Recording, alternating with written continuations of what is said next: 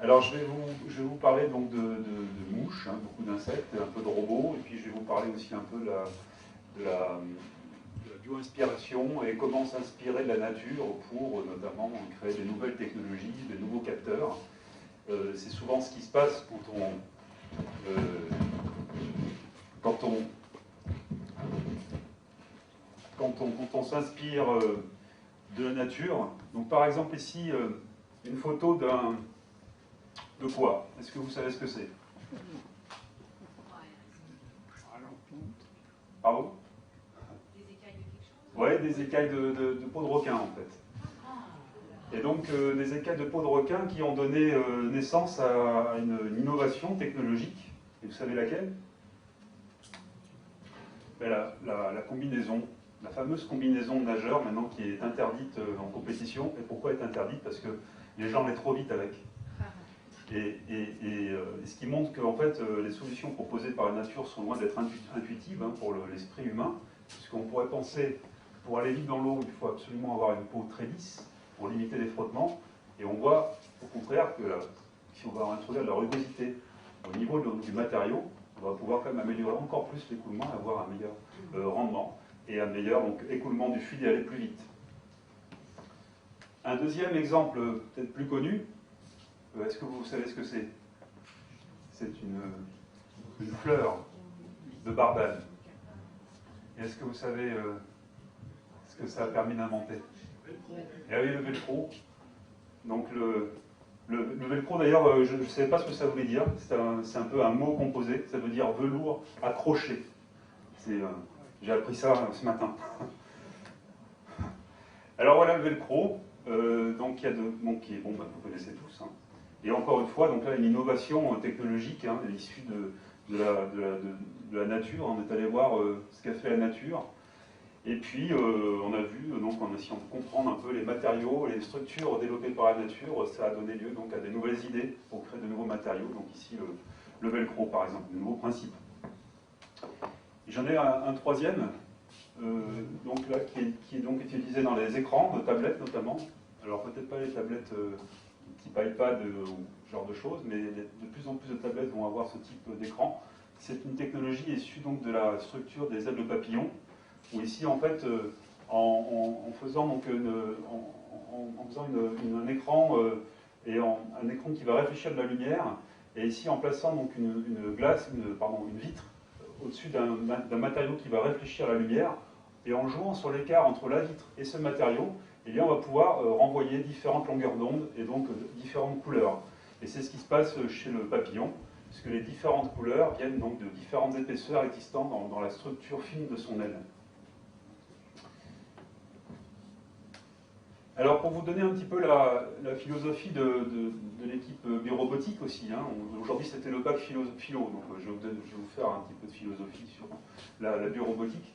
Donc on part de la biologie, notamment de la vision des insectes, ici donc une magnifique tête de mouche, et on va donc s'inspirer de ce que l'on comprend du système visuel et des traitements qui sont faits dans la tête de la mouche pour aboutir à la conception et la réalisation de nouveaux capteurs dits bio-inspirés et inspirés ici de la vision des insectes.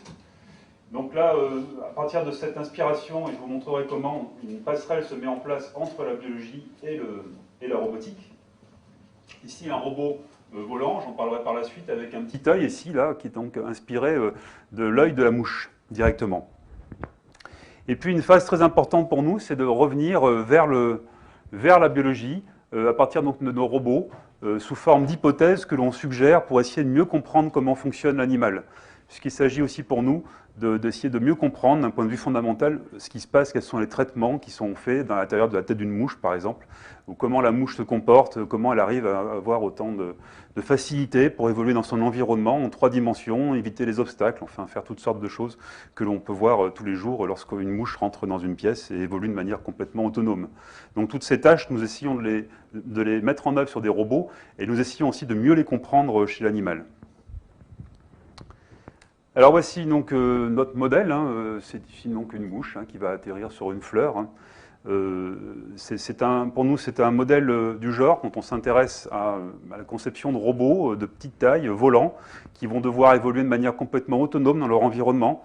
Il se trouve que la mouche, tous les jours, fait ça de manière parfaite. Rentre dans une pièce qu'elle ne connaît pas, elle n'a pas de GPS, et pourtant elle arrive à naviguer, à éviter les obstacles, à revenir, à décoller d'un endroit précisément, à revenir au même endroit, à faire toutes sortes de choses que pour l'instant on est loin encore d'atteindre avec, sous forme de petits robots de petite taille, de l'ordre de 10 cm d'envergure. Donc c'est un véritable challenge qu'on se donne, un véritable défi en termes technologiques, mais aussi en termes de compréhension fondamentale. Alors voici donc, je vais vous parler donc d'un des principaux sens qu'utilise la mouche, et on peut s'en douter, c'est la vision. Ici, vous voyez que l'œil composé, l'œil à facettes des insectes, ici l'œil composé d'une mouche Calliphora, eh bien, a une position prédominante. Vous voyez, sa taille est vraiment énorme par rapport à l'ensemble de la tête. Et c'est cet œil qui va traiter les informations visuelles, qui va permettre à la mouche de savoir comment éviter un obstacle, par exemple, de se positionner par rapport aux objets qu'elle va rencontrer de manière sûre. Et je vais vous expliquer comment ça marche. Alors, donc je vais vous montrer une petite animation, une scène de la vie quotidienne chez les insectes. Ici, donc, vous voyez, une coccinelle se fait poursuivre par un ensemble de mouches. Donc, c'est une poursuite à haute vitesse. Et puis, vous voyez qu'à un moment, la mouche, la coccinelle passe au-dessus d'une colline, une petite butte, là, et puis les mouches suivent et passent aussi et évitent de rentrer en collision avec cette butte. Alors, donc, si on se met un peu dans la peau d'un chercheur, on va essayer de comprendre mais comment ça fonctionne. Sur quelle base la mouche, sur quelle base la coccinelle va arriver face à cette petite montagne et va arriver à ajuster son altitude automatiquement pour éviter l'obstacle. Alors, à votre avis, n'hésitez pas, donnez-moi quelques indications. Qu'est-ce qu'elle peut utiliser pour éviter justement de rentrer en collision avec cet obstacle naturel? Un radar. Alors je vais noter un radar. Et puis le vent et l'air, oui. Pourquoi pas? L'effet de sol. Effet de sol. Radar anti-collision. Anti-collision de préférence. Un GPS, le GPS de la mouche.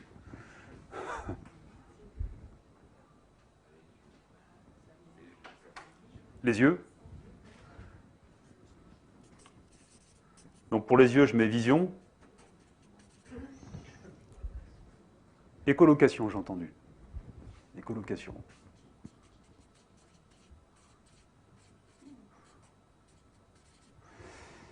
Oh, ça fait déjà pas mal de choses. Encore une dernière. Pardon? Rayonnement thermique. Alors, je vais prendre ces points un par un.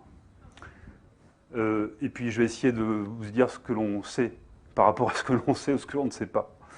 Alors, le radar anti-collision. Donc le radar anti-collision, ça implique qu'il y ait une émission de rayonnement, donc, qui peut être donc, par exemple de l'ultrason ou un rayonnement lumineux pour éviter d'entrer en collision. Ça marche très bien sur les voitures. Ça marche très bien, par exemple, la chauve-souris peut l'utiliser, puisqu'elle émet un rayonnement, ultrason par exemple. Mais chez la mouche, chez l'insecte, a priori, de ce que l'on connaît, il n'y a pas d'émission de rayonnement. Il n'y a pas d'émission, donc ce n'est pas une vision qu'on dit active, dans le sens où on émet un rayonnement, mais c'est une vision passive, on reçoit un rayonnement de l'environnement. Alors, l'air et le vent, effectivement, sont des paramètres importants ici, et puis ça, c'est quelque chose, pour l'instant, de pas très bien connu, mais la mouche a des antennes sur sa tête qui vont venir mesurer la vitesse par rapport au vent, et puis la mouche a beaucoup de poils aussi sur son corps, qui sont sensibles à la vitesse d'écoulement de l'air. Donc ça, c'est quelque chose qui est très... pour l'instant, pas très bien compris, mais on pense que la mouche est couverte de capteurs qui lui permettent de mesurer sa vitesse par rapport à l'air. Donc c'est un paramètre important. Mais pour l'instant, c'est quelque chose qui reste un peu connu. Alors l'effet de sol, c'est un effet qui est bien connu, notamment pour les gens qui pilotent des hélicoptères, où plus on se rapproche du sol, plus il va y avoir des turbulences qui vont même avoir tendance à plaquer l'hélicoptère au sol, quoi. Donc c'est ce qu'on appelle un effet de sol, c'est-à-dire plus on se rapproche du sol, plus ces turbulences deviennent importantes, et ça permet donc, ça peut être dommageable. Pour les insectes, il faut voir qu'il y a un facteur d'échelle, et que cet effet de sol, à l'échelle de l'insecte, en fait, il ne faut plus raisonner, l'insecte n'est plus dans l'air, mais il est dans un liquide, en fait. L'air est quasiment un liquide. Donc, c'est vraiment un problème d'échelle, et les turbulences donc, ne sont plus les mêmes, hein. Donc, a priori, pas d'effet de sol. Le GPS, ça va un peu avec le radar, hein, c'est quelque chose, enfin un genre de GPS, on pourrait dire, hein. Mais le GPS un peu existe chez la mouche aussi, par exemple, puisque les insectes ont des capteurs dans leurs yeux qui leur permettent de se positionner par rapport à la lumière polarisée. Alors on ne sait pas ce que c'est que la lumière polarisée, parce que nous, on n'est pas sensible à la lumière polarisée. Mais dans le ciel, le rayonnement du soleil crée de la lumière polarisée à travers l'atmosphère. Et ça crée des lignes, en fait. Si on avait des capteurs sensibles dans notre œil à la lumière polarisée, on verrait des lignes dans le ciel. Et ces lignes sont très importantes pour se localiser et pour naviguer dans l'environnement. Des fourmis utilisent ça dans le désert, notamment, et des scarabées aussi utilisent ça. Enfin, c'est une information très précise pour naviguer dans un environnement extérieur lorsque le ciel est relativement clair. Donc c'est un peu le GPS biologique. Alors les yeux, bien sûr, la vision, hein, je vais en parler bientôt, là, très bientôt. L'écholocation, ça va avec le radar, donc c'est aussi dans l'idée d'émettre un rayonnement, donc il n'y en a pas vraiment chez la mouche en tout cas. Et puis alors la température, ça c'est quelque chose qui pourrait, mais là pour l'instant on ne sait rien, il n'y a pas a priori la mesure de température ici va être une mesure lente, et pourtant là il faut réagir très vite, hein, vous voyez, donc a priori non, hein, c'est pas la mesure de température qui va prédominer. Mais ce qui va prédominer, c'est la vision. Et regardez, lorsque les insectes se rapprochent de cet obstacle, eh bien, il va défiler de plus en plus vite. Vous voyez ? Alors que les obstacles qui sont loin, ici les arbres par exemple, défilent très très lentement. Et ça va être un paramètre très important. C'est ce qu'on appelle le flux optique. Donc quand vous conduisez, vous allez voir les obstacles qui sont loin, qui sont quasiment stationnaires. Et plus vous vous rapprochez, par exemple,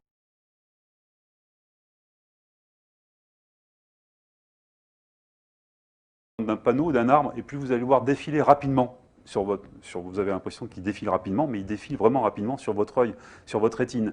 Et c'est cette information de vitesse qui va vous permettre de vous positionner, parce que plus l'objet va être proche de vous, plus il va défiler rapidement sur votre œil. Il y en a des neurones qui sont donc sensibles à cette vitesse, comme les neurones, ce type de neurones sont aussi présents chez la mouche. Alors je vais juste faire un tout petit peu de mathématiques, mais vous allez voir, c'est juste une division, hein, c'est une équation qui est très simple, en fait, donc n'ayez pas peur, hein, ne partez pas. C'est juste pour vous dire, voilà, on va considérer un insecte qui vole à une certaine vitesse, ici, une vitesse d'avance, hein, qu'on appelle la vitesse Vx, ici, à une certaine altitude h. Et le rapport de cette vitesse d'avance sur cette hauteur par rapport au sol, l'hauteur h, c'est une vitesse, cette fameuse vitesse angulaire qu'on appelle le flux optique. Alors il faut voir que, vous voyez que donc plus, en fait, la hauteur ici par rapport au sol, donc plus le h est grand, plus ce rapport ici est petit, en fait, et plus donc cette vitesse va être lente.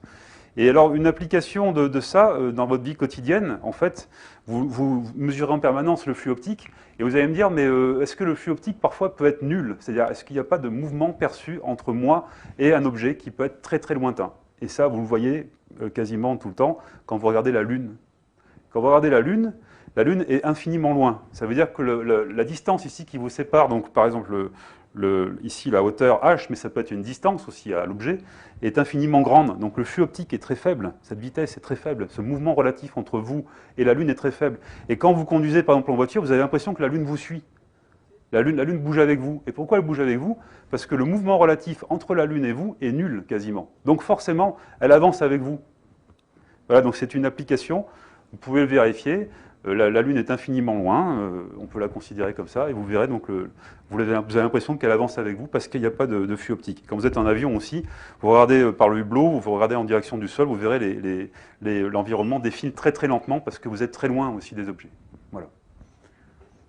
Donc cette information de flux optique, elle est utilisée par la mouche, ça lui permet par exemple d'atterrir, hein, automatiquement, je vous en parlerai. Et puis, donc, nous avons recréé un peu une vision, un capteur ici qui va donc mesurer ce flux optique ici de manière donc à doter un robot de mesure du flux optique pour aussi naviguer automatiquement, éviter les obstacles et atterrir automatiquement. Donc, j'en parlerai aussi un petit peu par la suite. Alors, cet œil composé, eh bien, vous le voyez ici, là, donc c'est un œil ici, on voit les multiples facettes de cet œil ici avec des poils même qui sont présents sur l'œil. Et donc cet œil, en fait, il existe deux types d'yeux composés. Il y a donc pour les insectes qui vivent le jour et les insectes qui vivent la nuit, donc les diurnes et les nocturnes. Alors les insectes diurnes qui vivent le jour, il y a en fait un ensemble de facettes ici avec derrière chaque lentille un petit groupe de photorécepteurs. On peut voir ça comme un pixel par exemple qui vient capter la lumière. Et alors la lumière ici va venir d'une seule facette et va venir taper sur le photorécepteur ici. Sur celui voisin, ça va être pareil. Le photorécepteur ici va capter la lumière à travers sa petite lentille, sa petite facette. Donc ça, ce sont pour les insectes qui vivent la journée, les insectes diurnes. Par contre, pour les insectes qui vivent la nuit, le problème est différent parce que comme ils vivent la nuit, il faut quand même qu'ils puissent voir quelque chose. Et donc, il y a un mécanisme qui a été mis en œuvre pour amplifier la moindre lumière qui est présente dans l'environnement et pour qu'ils puissent quand même mieux voir, malgré la faible luminosité qui existe dans leur vie quotidienne, qui est donc de vivre la nuit, en tout cas avec un clair de lune, par exemple. Donc pour ça, contrairement à ce que je vous ai montré tout à l'heure, ici, un photorécepteur va recevoir non pas de la lumière d'une seule lentille, mais de tout un groupe de lentilles, et grâce à un système très complexe d'un peu de guide d'onde qui va venir guider la lumière. Ici, donc, vous allez avoir, donc, ce photorécepteur-là va recevoir, vous voyez, la lumière de tout un ensemble de lentilles ce qui va avoir pour effet d'amplifier énormément le signal reçu et donc de mieux voir quand même, surtout la nuit. Donc ces insectes-là, la journée, ne voient quasiment rien parce que leur œil est quasiment saturé de lumière. Mais par contre, donc, les papillons de nuit notamment voient très bien la nuit parce que voilà, ils ont ce type d'œil qu'on appelle à superposition et qui a donné naissance à des fibres optiques qui sont utilisées en médecine, par exemple pour transmettre des images qu'on appelle des fibres grid à gradient d'indice, qui sont largement utilisées maintenant en imagerie médicale. Alors l'œil composé, souvent on me demande, mais alors comment voit la mouche ?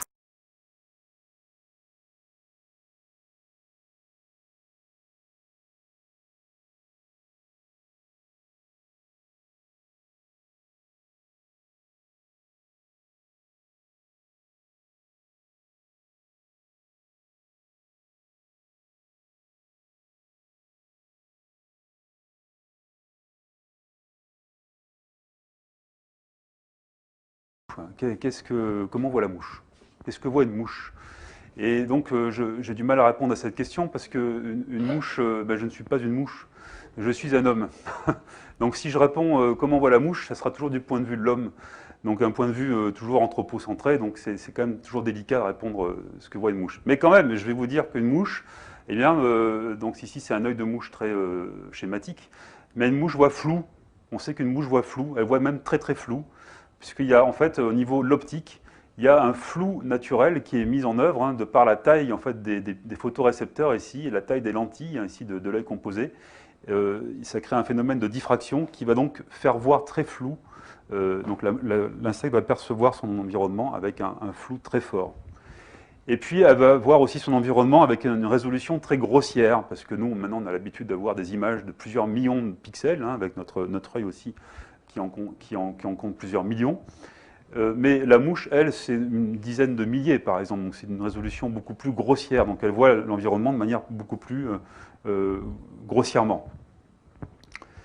Et ici, donc, une rétine de la mouche. Ici, donc, on peut voir le groupe de photorécepteurs. Ici, derrière chaque lentille, ici, on peut voir un petit groupe de photorécepteurs. Ici, il y en a 8. Et puis, vous voyez que ça, c'est la rétine de la mouche en rouge, là.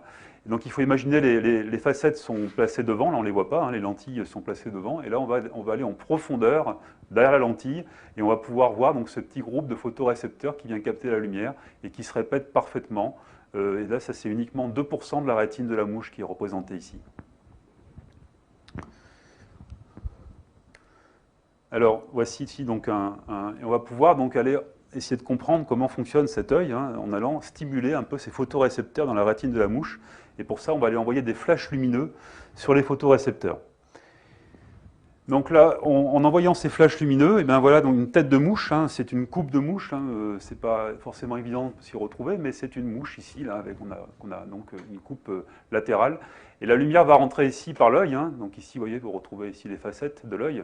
La lumière va pénétrer, va être guidée, et va arriver donc au photorécepteur. Et puis, au niveau des photorécepteurs, le signal de lumière il va y avoir une transconductance, c'est-à-dire qu'on va avoir donc une transformation d'information lumineuse en information électrique qui va être traitée par les neurones dans la tête de la mouche, comme le font nos neurones dans notre cerveau. Donc la mouche a un cerveau d'environ 1 million de neurones dans cette donc, tête minuscule. Et ces neurones vont pouvoir capter la lumière et traiter les informations pour mesurer justement ce flux optique qui va permettre à la mouche de naviguer de manière autonome. Et donc avec une microélectrode, on va pouvoir venir implanter une microélectrode ici dans un neurone particulier, un neurone très intéressant qui répond à un type de mouvement particulier. Donc on va pouvoir ici, voilà, donc implanter une électrode et aller étudier donc un neurone. Et ce neurone ici est en rouge, on appelle le neurone H1. Pourquoi H1 ? Parce que H, il répond à un mouvement horizontal, c'est-à-dire le mouvement d'un objet qui passe devant la rétine de la mouche, de l'avant vers l'arrière, comme ça. Et il ne répond qu'à ce type de mouvement. Si l'objet va dans l'autre sens, eh bien, il ne répondra pas.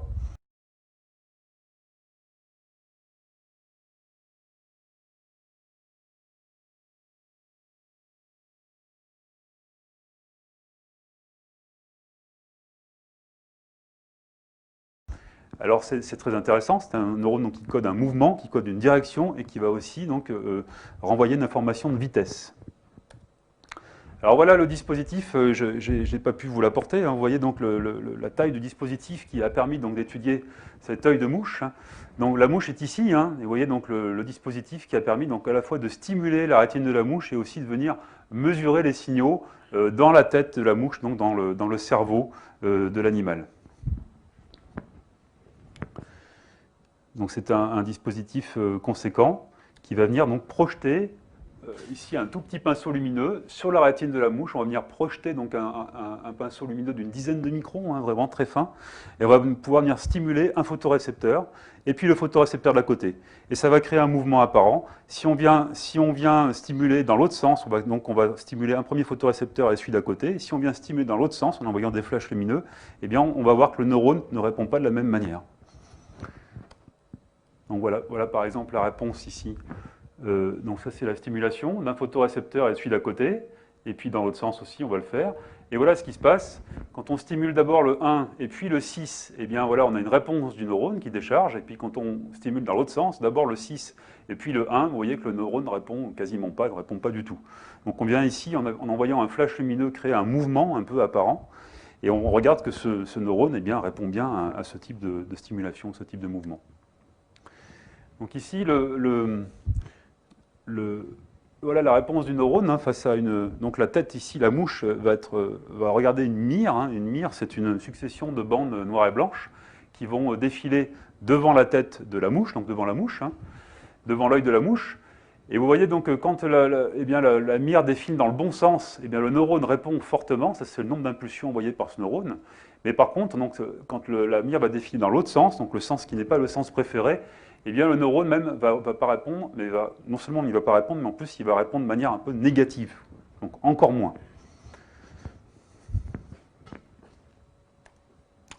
Alors, j'en viens maintenant à la passerelle, puisqu'il va falloir créer une passerelle entre la mouche et puis la robotique. Où se fait la passerelle? Et cette passerelle, elle se fait justement grâce à ces résultats. Puisqu'on voit qu'on a des signaux, on a des données, ici, des données issues donc d'expériences d'électrophysiologie. On est allé implanter des électrodes dans le neurone d'une mouche. Et ces signaux eh bien, nous renseignent sur le fonctionnement de ce neurone. Donc essayons de modéliser ce neurone et de faire passer des fonctions mathématiques qui vont peut-être après permettre de créer eh bien, un circuit électronique, par exemple. Donc c'est ce qu'on a fait. On a créé un modèle ici sous forme de boîte. Vous voyez, je ne vais pas rentrer dans les détails, mais avec des fonctions mathématiques qui permettent de rendre compte du comportement de ce neurone. Donc ici, en entrée des pixels, hein, des photodiodes, hein, c'est l'équivalent donc des photorécepteurs de l'œil de la mouche. Et puis en sortie, ici, une mesure de la vitesse de défilement d'un objet qui passe donc devant ce capteur. Donc ce capteur, eh bien, le voici. Ici, donc, c'est une version qui date maintenant de 10 ans. Donc voilà, c'est un capteur qu'on appelle détecteur élémentaire de mouvement, issu donc des travaux que je vous ai montrés précédemment, hein, de la compréhension des neurones détecteurs de mouvement de la mouche. Donc c'est un capteur qui fait donc, vous voyez, 2,5 grammes avec sa petite lentille ici. Et derrière la lentille, il y a uniquement 2 pixels, 2 photorécepteurs, et puis toute une circuiterie embarquée pour mesurer cette vitesse de défilement, donc ce flux optique. Donc ce capteur-là, voilà la passerelle vers le monde artificiel, vers la robotique. C'est ici que ça se passe. Et donc ces capteurs, on va pouvoir les monter sur des robots maintenant. Donc juste pour vous montrer l'évolution du capteur, hein, depuis 89, ici, vous voyez, donc en 2007 même, on avait réussi à faire un capteur de très petit, hein, de 0,2 grammes, grâce à une collaboration avec des Finlandais qui travaillaient à l'époque pour Nokia. Et grâce à cette technologie issue des téléphones portables, on a pu vraiment miniaturiser fortement notre technologie. Ici, un capteur beaucoup plus récent, de 2011, donc toujours avec un œil, ici une petite lentille, hein, et derrière la lentille, il n'y a pas 2 pixels, 2 photorécepteurs, mais il y en a 6 cette fois. Et puis donc ce capteur, on peut le monter sur des robots. Il va donner 5 mesures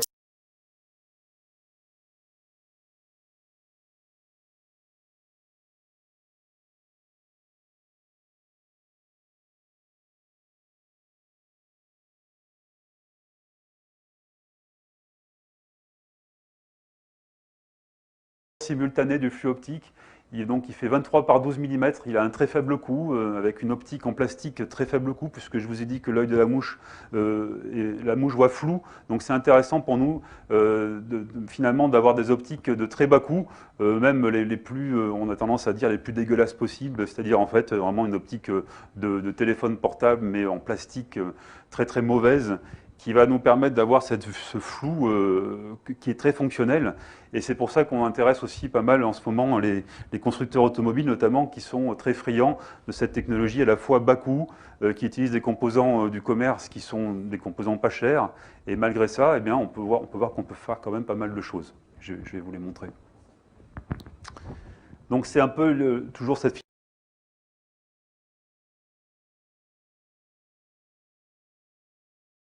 philosophie de la bio-inspiration qui aboutit à des technologies souvent très nouvelles, très innovantes, mais aussi souvent quand même assez bas coût par leur principe.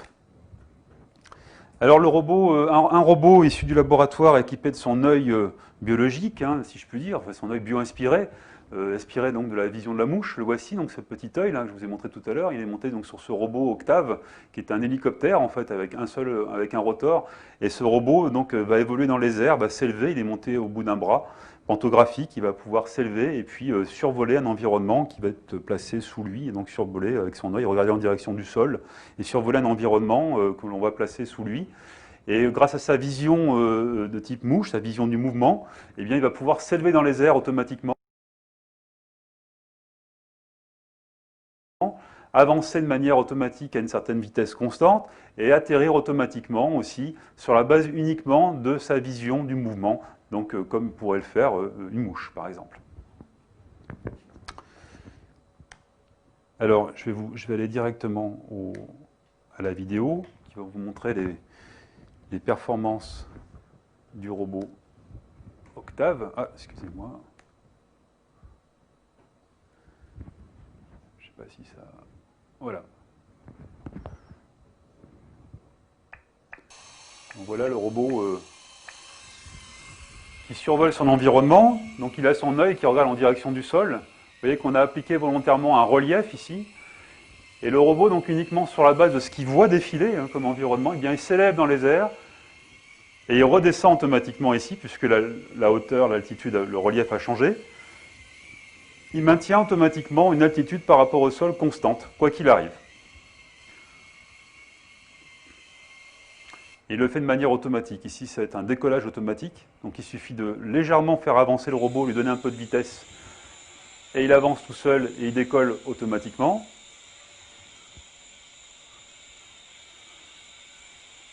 Donc maintenant, ça c'est un robot qui a une dizaine d'années. Hein. Mais le principe reste toujours très très efficace, hein, et on l'applique sur de nombreux robots aussi maintenant. Et l'atterrissage automatique aussi. Donc sans utilisation de radar ou de laser ou uniquement sur un petit œil là, qui est vraiment placé sous lui, là, qui regarde en direction du sol. Voilà, donc on peut faire quand même de l'atterrissage automatique, du décollage automatique, et puis du vol de croisière, de manière assez sûre en tout cas, on rentre pas en collision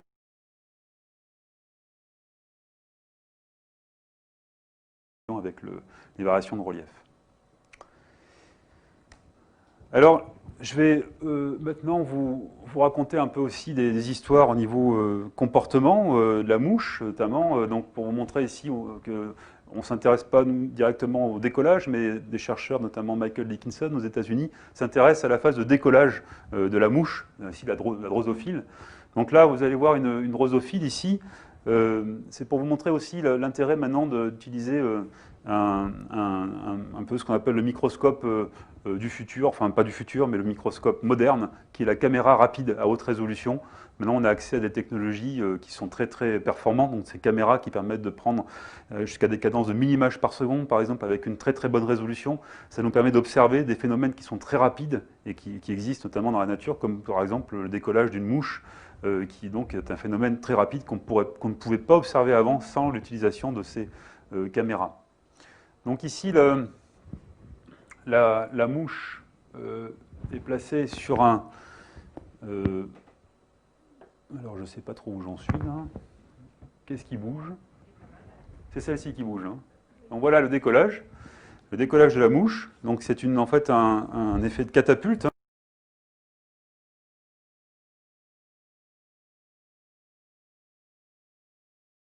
La mouche va positionner ses pattes, notamment les pattes du milieu, et va s'en servir comme catapulte pour se catapulter dans les airs, et après donc lancer son vol pour s'envoler. Mais c'est d'abord de la catapulte, et donc ici donc par exemple pour vous convaincre, voilà donc une mouche qui n'a plus d'ailes.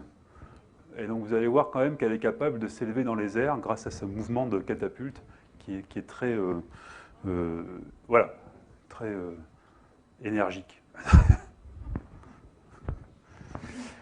Alors, ce collègue américain s'intéresse aussi à beaucoup de choses, hein, notamment à l'aérodynamique du vol. Hein, et il faut savoir qu'une mouche, en fait, beaucoup d'insectes, c'est pas très naturel pour nous, mais parce que nous, on a l'habitude d'avoir affaire à des oiseaux, et quand les oiseaux volent, eh ben, ils volent comme ça, dans le plan vertical pour s'élever. Mais la mouche et beaucoup d'insectes, eux, volent dans le plan horizontal. Donc l'aile fait comme ça, et je fais volontairement ce mouvement de torsion, parce que ce mouvement, il est fondamental, c'est le mouvement du rameur, en fait. Et ce mouvement-là, il est très très important pour générer de la poussée verticale. Donc sans ce mouvement de torsion de l'aile, il n'y aurait pas de poussée. C'est pour ça que vous allez voir qu'à la fois l'aile bat dans le plan horizontal, ce qui n'est pas très intuitif, et en plus fait ce mouvement de torsion pour s'élever dans les airs. Alors... non, ça c'est... Je vais couper le... Donc vous voyez, ce mouvement a été reproduit artificiellement là, sur une maquette. Là on le voit très bien, hein, dans le plan horizontal, et on voit le mouvement de torsion. Et puis ici, donc vous allez voir, donc là ici, Michael Dickinson parle du comportement, et il dit qu'une mouche est capable de faire beaucoup de choses hein, dans sa vie. Hein, donc donc vous allez voir ici, en fait, cette séquence vidéo, c'est donc un évitement d'obstacles. Et vous allez voir en fait, c'est en fait une réaction comment dire, la mouche a vu un danger s'approcher et repart dans l'autre sens parce qu'elle a vu vers elle un objet s'approcher très fortement. Et cet objet donc grossit de plus en plus, ce qui va avoir pour effet à un moment de produire un comportement de fuite dans l'autre sens. Cette séquence-là donc, a été prise à caméra très rapide. Il faut savoir que sa durée réelle, c'est uniquement la durée d'un clignement d'œil. Voilà, il a calé cette séquence pour que ça fasse parfaitement la durée d'un clignement d'œil. Alors, une expérience que vous pouvez faire dans votre jardin, eh bien, c'est la poursuite de la mouche femelle par la mouche mâle. Alors, c'est quelque chose d'assez étonnant. Il se trouve que les mouches mâles ne savent pas exactement à qui elles ont affaire dans leur vie. Et donc, la mouche mâle, en fait, a besoin juste de détecter un point qui passe dans son environnement à une certaine vitesse, qui a la bonne taille, et puis elle pense que c'est un congénère, et que ça peut être une mouche femelle comme une mouche mâle. Donc il faut juste qu'il y ait juste un petit point qui passe dans son champ visuel, la bonne taille et la bonne vitesse, et ça va déclencher le mouvement de poursuite. Donc c'est ce que va faire ce monsieur, qui travaille pour la BBC. Il a pris juste comme une paille ou une sarbacane, un tube, hein, il va envoyer un petit poids, en soufflant comme ça. Et vous allez voir que, en soufflant en direction donc d'une mouche hein, qui est en vol stationnaire, ça va déclencher systématiquement le réflexe de poursuite. Et on sait qu'il y a des neurones dans la tête de la mouche qui sont sensibles au déplacement, comme ça, d'une petite cible ponctuelle sur un fond texturé, donc un fond comme un environnement réel avec des feuilles par exemple. Et il se trouve que ces cellules, ces neurones ne répondent que si c'est une petite cible comme ça qui se déplace sur un fond texturé. Si la cible se déplace sur un fond uniforme, ce neurone ne répond plus.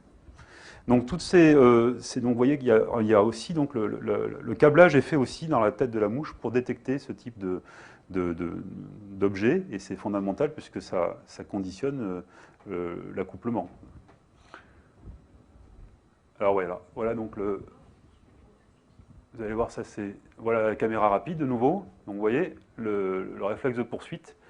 La mouche a changé sa trajectoire pour aller en direction du petit pois.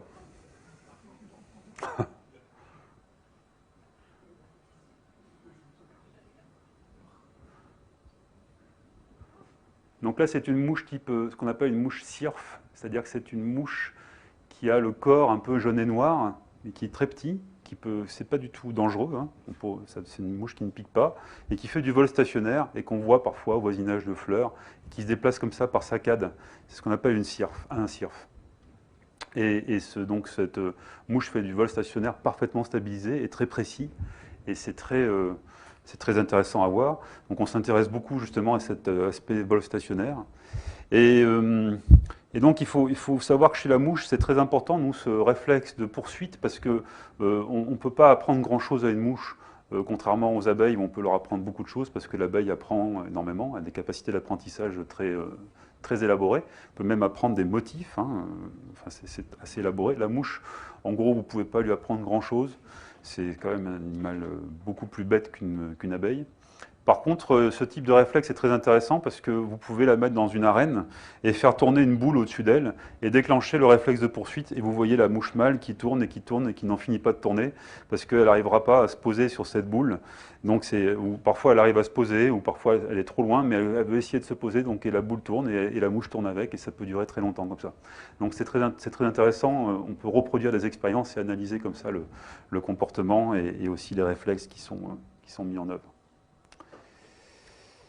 Alors ça, je vous en ai parlé. Je ne sais pas pourquoi là je... Ah voilà, excusez-moi.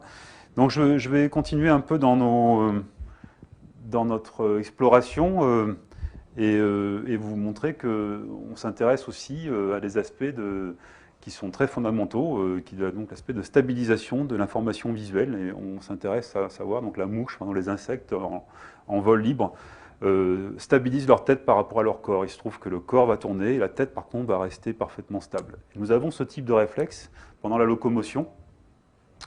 Nous avons en permanence des réflexes qui stabilisent notre œil pour compenser notre mouvement quand on marche, par exemple.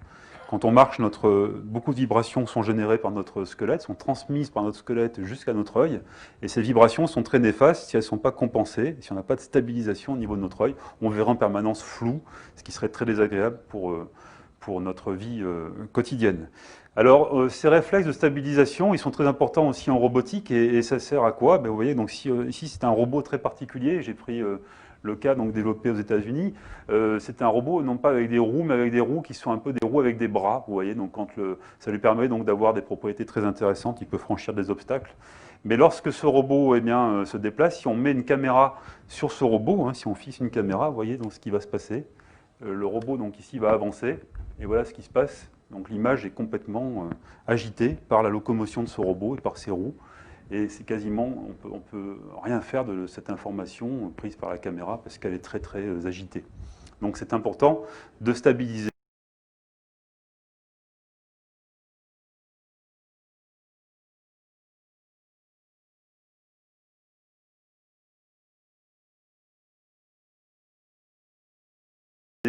l'information ici, d'avoir des réflexes qui vont donc permettre de stabiliser l'information visuelle. Alors, toujours pareil, dans cet esprit d'aller voir aussi ce qui se passe dans la nature, vous voyez ici, par exemple, un martin pêcheur, et regardez bien la tête de l'oiseau, vous voyez qu'elle est parfaitement verrouillée, en direction du poisson que l'animal a repéré dans l'eau. Et donc le corps, lui, il va bouger beaucoup pour stabiliser l'animal, mais par contre, la tête va rester verrouillée en direction de l'objet. Alors, une expérience que vous pouvez réaliser pour ceux qui ont des poules, et ça, c'est aussi très facile à faire, hein, vous allez voir. Donc, c'est une vidéo que j'ai récupérée sur Internet. Et vous allez voir, la stabilisation de la tête chez la poule fonctionne très bien. Donc, regardez. Vous voyez, donc c'est pas un trucage. Hein.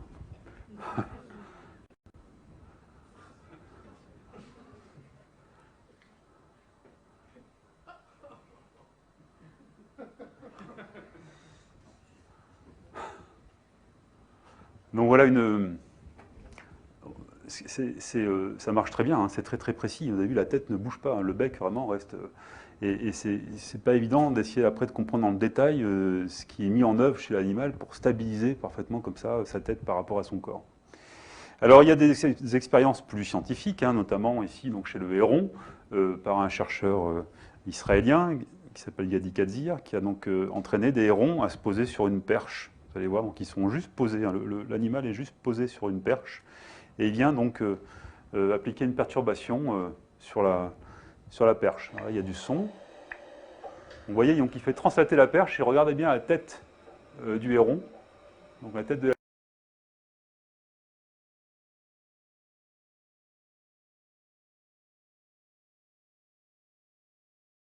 l'animal qui compense très très bien cette perturbation appliquée sur son corps. Vous voyez, la tête reste vraiment très verrouillée, très bien, elle est très bien stabilisée.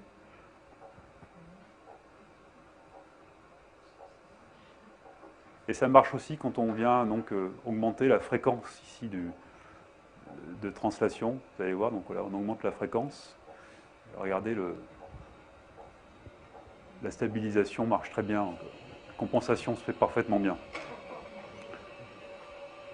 Voilà.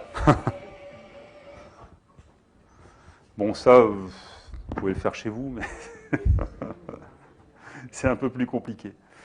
Alors, chez l'insecte, eh bien, ça, c'est une vidéo prise par un collègue allemand qui travaille en Australie et qui s'appelle Joren Seil et qui a donc travaillé sur la guêpe, notamment qui a travaillé sur la guêpe des sables en Australie. Il faut savoir que cette guêpe a une vie assez intéressante parce qu'elle poursuit en permanence une mouche.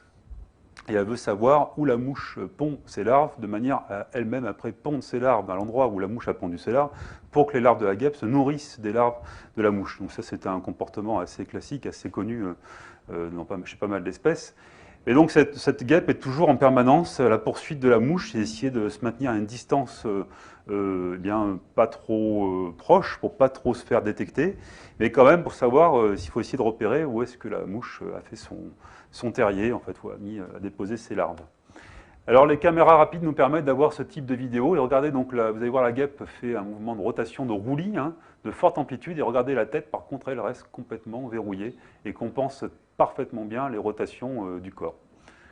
Donc c'est assez spectaculaire aussi. C'est une vidéo qui a été prise à 250 images par seconde. Donc on voit vraiment que le roulis ici se fait de très grande amplitude. Hein. Et la tête, la tête compense parce qu'il y a un coup entre la tête et le corps. Il faut savoir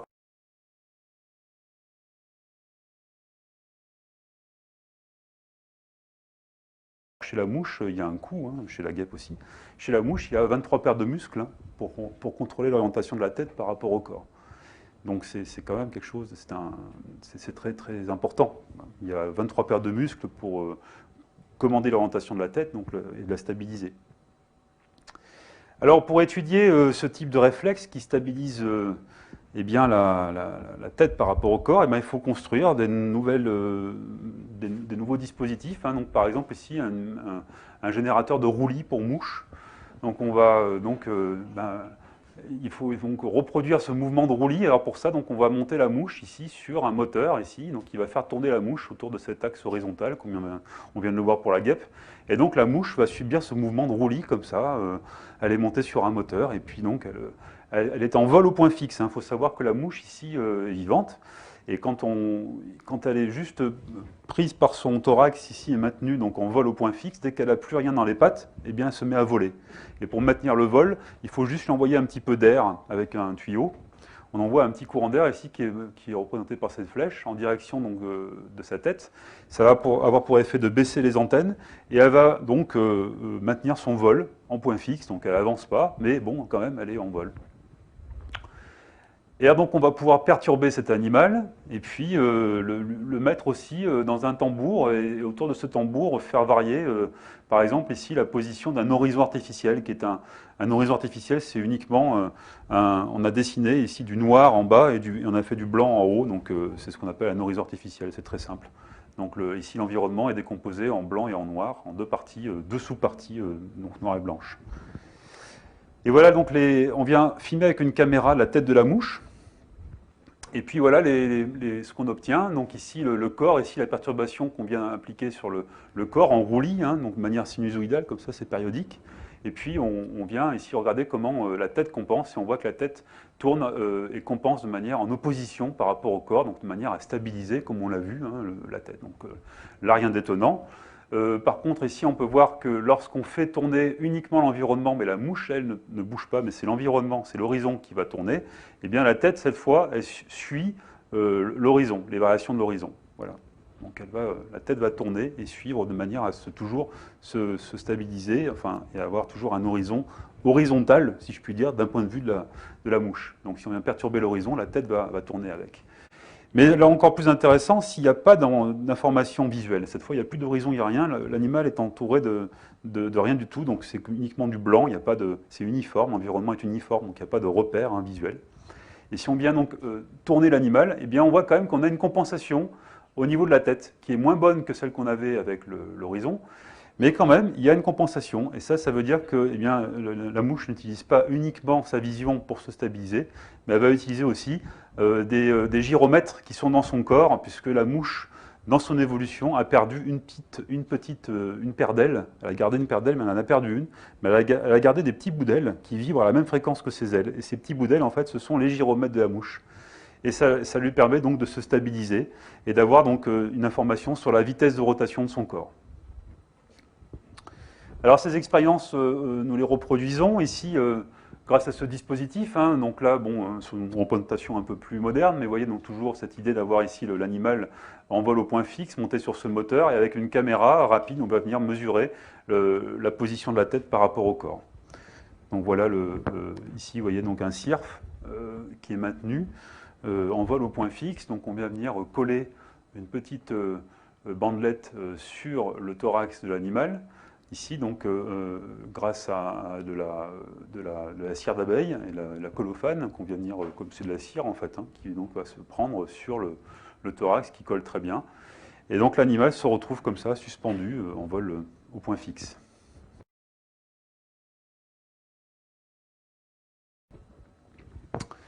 Et là, je vais vous montrer voilà, les petits bouts d'ailes ici qui battent à la même fréquence que les ailes.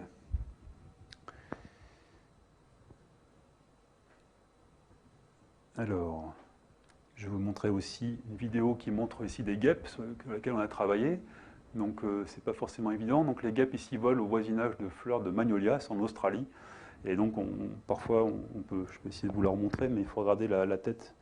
La tête, c'est pas évident à voir, mais la tête ici compense les mouvements de rotation du corps. Vous voyez, donc les pattes pendent et le corps tourne pas mal, mais la tête compense ces mouvements.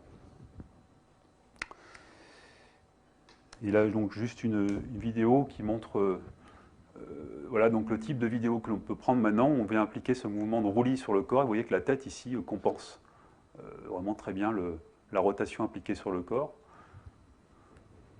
Avec quand même, ici, dans ce cas-là, est apparue une petite dérive. La tête a tendance à se tourner un peu plus. Mais bon, on voit quand même la compensation se fait. Alors pour finir, je voudrais juste vous montrer notre dernier, le fleuron de notre technologie bio-inspirée, c'est donc le premier œil de mouche artificielle. Voilà. Le premier œil de mouche artificiel fonctionnel, dans le sens où c'est un œil qui peut donc être monté sur un robot. Et cet œil va envoyer des informations comme le fait un œil de mouche. Donc c'est un petit œil ici que j'ai ici, je vais vous montrer, qui fait donc 15 mm de diamètre. Il y a donc une juxtaposition de colonnes ici qui font 15. Il y a 15 petits yeux au matidi, 15 petites lentilles ici avec leurs pixels dans chaque colonne. Et il y a 42 colonnes, et donc on a une vision panoramique parce que ce circuit là est monté sur un circuit souple, on peut le tordre et lui appliquer donc ici une courbure de manière à avoir un champ visuel panoramique à 180 degrés. Le champ visuel vertical n'est pas de 180 degrés, il est de 60 degrés, donc chez la mouche par contre il est de 180 degrés parce que l'œil de la mouche est sphérique. Ici l'œil est cylindrique, mais quand même on a donc un champ visuel très très grand pour une extrême compacité, et en plus à l'intérieur on a pu mettre un peu de circuit électronique pour le rendre complètement fonctionnel. Alors cet œil ici, donc, il permet de mesurer le flux optique que je vous ai montré tout à l'heure, mesurer le mouvement. Donc je vais, je pense pouvoir vous montrer ça. Donc ici, c'était un des nombreux essais que l'on a dû faire pour réaliser cet œil. Donc vous devriez voir, je pense, j'espère, les facettes. Alors, est-ce qu'on voit ? Il faut voir que, donc, voilà, on voit les colonnes ici. Les facettes sont très difficiles à voir parce qu'elles font 170 microns de diamètre. Donc c'est vraiment 0,17 mm. C'est très très petit. Les pixels qui sont derrière les lentilles font 30 microns, eux. Et donc vous voyez, par contre, la taille par rapport à ma main. Et on peut voir aussi qu'on a de l'électronique à l'intérieur. Donc on peut imaginer si après avoir un fil avec des câbles ici qui vont vers un robot et qui permettent au robot d'avoir une vision panoramique. Il faut voir que ici la cadence des images qui sont acquises, c'est comme une caméra, si je puis dire, mais une caméra vraiment très spécialisée pour mesurer le mouvement. La cadence ici se fait à 1000 images par seconde, donc toutes les secondes on a 1000 images qui sont prises pour mesurer le mouvement. Les photorécepteurs ici sont 3 fois plus rapides que ceux de la mouche. Et donc on peut avoir ici donc, une information ici, qui est traitée à l'intérieur de cette petite puce électronique qui nous permet d'avoir donc une idée donc, de comment évolue ce flux optique. Quand on se translate par exemple, on peut savoir à quelle distance sont les objets uniquement sur la base de la mesure du mouvement comme le fait la mouche. Donc c'est la première fois qu'on a ici un œil composé artificiel, fonctionnel, donc qui peut permettre à un robot ou à une voiture, après par la suite, ou même à une personne malvoyante, d'avoir une idée de ce qui se passe dans son environnement d'un point de vue donc distance aux obstacles, par exemple.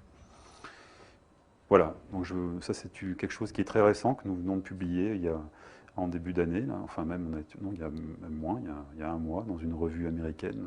On est très content, c'est une collaboration européenne. C'est pour aussi vous témoigner un peu des bienfaits de l'Europe. On a souvent tendance à taper sur l'Europe, bon, parfois à juste titre, mais il faut aussi quand même montrer les bienfaits de l'Europe, d'un point de vue au niveau scientifique. Sans l'Europe, on n'aurait pas pu faire ça. C'est une collaboration avec des Allemands de l'Institut Fraunhofer à Jena. C'est un projet qui est piloté par l'EPFL à Lausanne avec des Suisses et aussi avec l'Université de Tübingen. Donc nous sommes 4 partenaires européens. Et sans l'Europe, on n'aurait pas pu mettre en place donc, tout ce savoir-faire qu'on a chacun développé.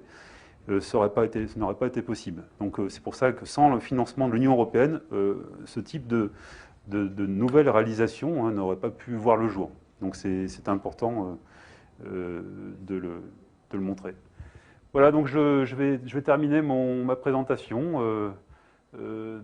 Sur ici donc juste un petit exemple de robot là qui va donc sortir dans nos prochaines années. Ici donc voilà un robot ici avec 2 hélices uniquement et équipé déjà de son œil qu'on appelle l'œil Curvace. C'est l'œil composé artificiel là, dont je viens vous parler. Donc on commence à réfléchir à des applications robotiques de cet œil. Voilà, et puis j'en profite ici là, pour remercier donc mes collègues européens qui ont participé à tout ça, et aussi des collègues qui ont travaillé sur les expériences dont je vous ai montré précédemment. Et puis pour vous dire voilà, que c'était un peu notre tour de Babel, ce projet. Voilà, donc je vous remercie.